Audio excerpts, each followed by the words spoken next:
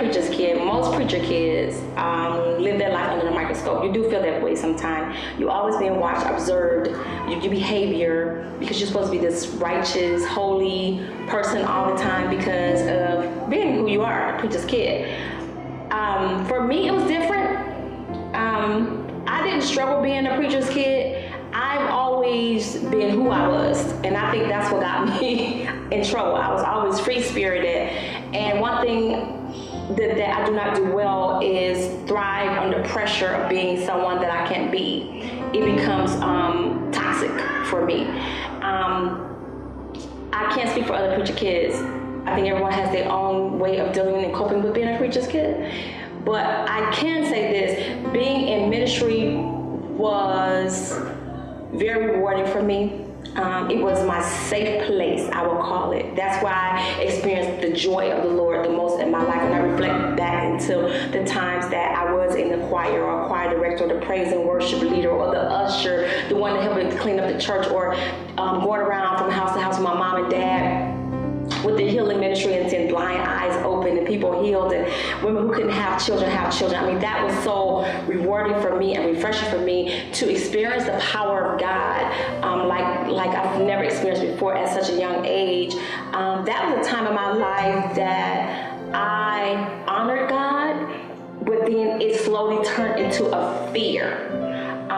Somewhere along the line, as you grow older, you realize, now it's about fear. When I say fear, I'm not talking about the reverential fear that we have, that we love God, but I'm talking about fear in God. I don't want to go to hell. If I do this, I'm going to hell, and not. Because being a preacher's kid, depending on what era you're in and who your parents are, or what quote-unquote denomination you belong to, depending upon how strict things were. So for me, it was like, you can't do this, you can't do that. So I felt like I'm in prison, so what can I do? Because I'm young and I wanted to explore. I wanted to know who I really was, and that's when I lost who I was.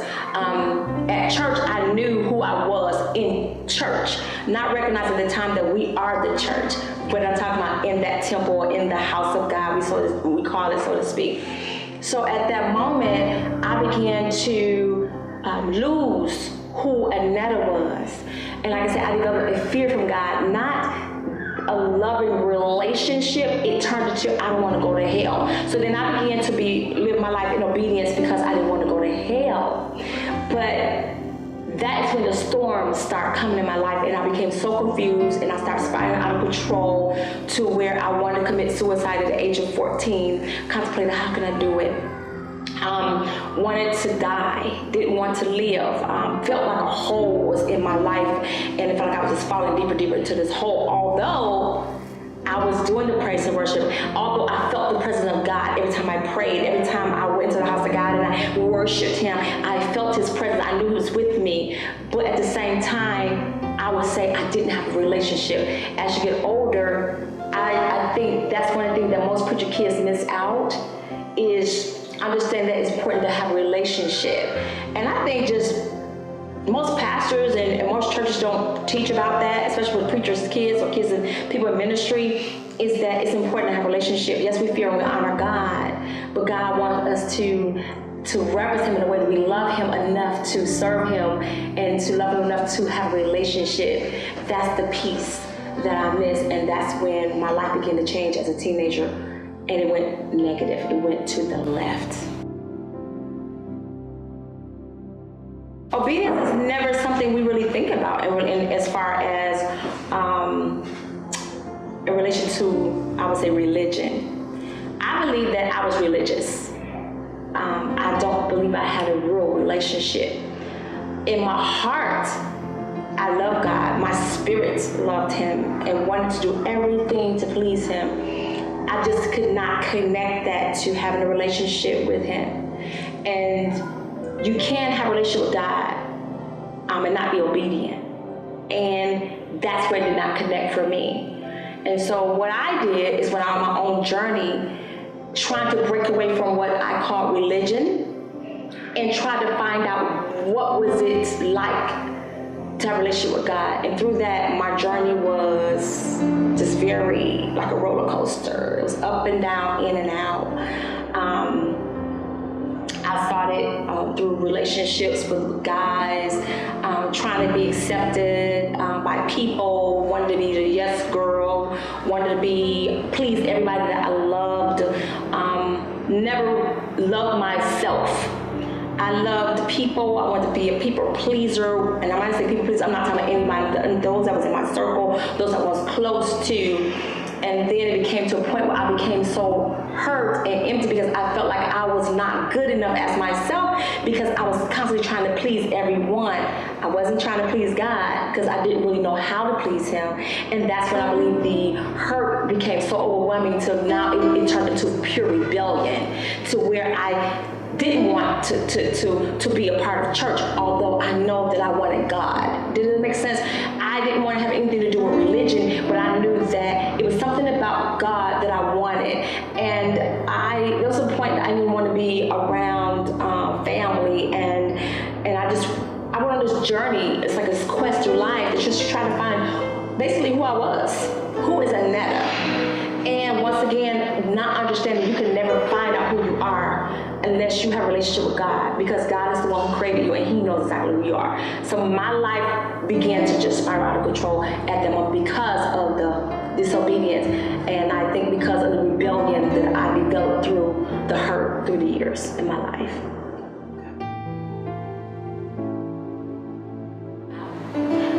My breaking point was when my father, that I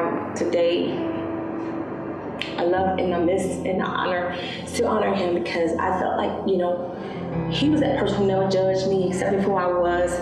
Even as a young adult, I could sit in my daddy's lap and talk to him about everything. And he would just speak to me when he spoke to me, I felt like God was speaking to me.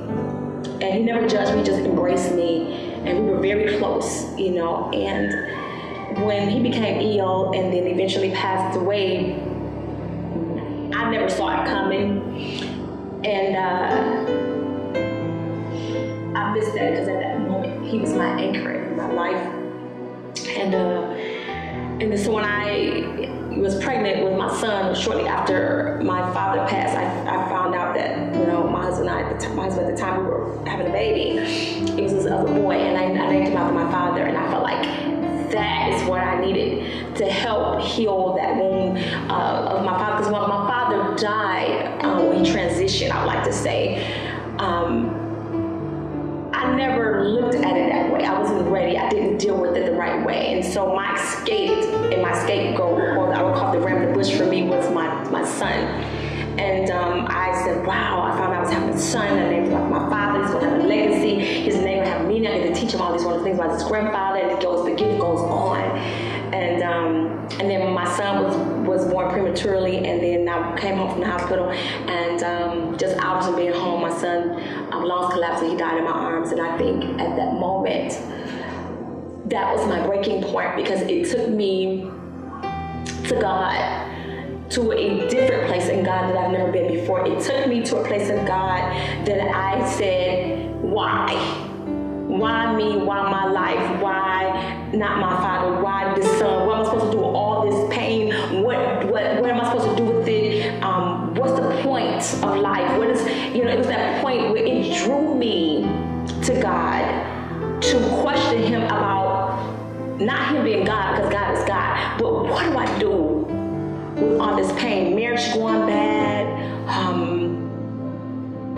just not having peace. That was my turning point. That was my turning point to where God began to speak to me and let me know, you are religious, but I want a relationship with you, just for you, just for who you are. That I didn't have to be anyone to Him but Annetta.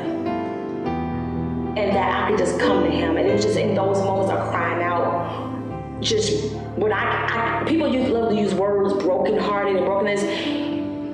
I was not broken. I can say that it's beyond that. And so if I was to think a word of broken, I would just say I was smashed, crushed. It was like my life took a hit and a blow that it just shattered me to pieces. And if you think about something shattered to pieces, you know, some pieces scattered, and you can pick up some pieces, but then you can't pick up all of them because they're too tiny, so you can't even put it back together and become whole. And it was that moment that I realized that I was a shattered mess, and that there were parts of me that was missing that I could never connect to or never find. And it caused me to seek God. It caused me to go after Him. Because in those moments of going after Him, I started feeling peace. I started feeling comfort. That became my refuge. That became my hiding place. That became a place where I began to learn who I was. And that's the place when I began to really learn who God was. Who God was. Who He is. It was then.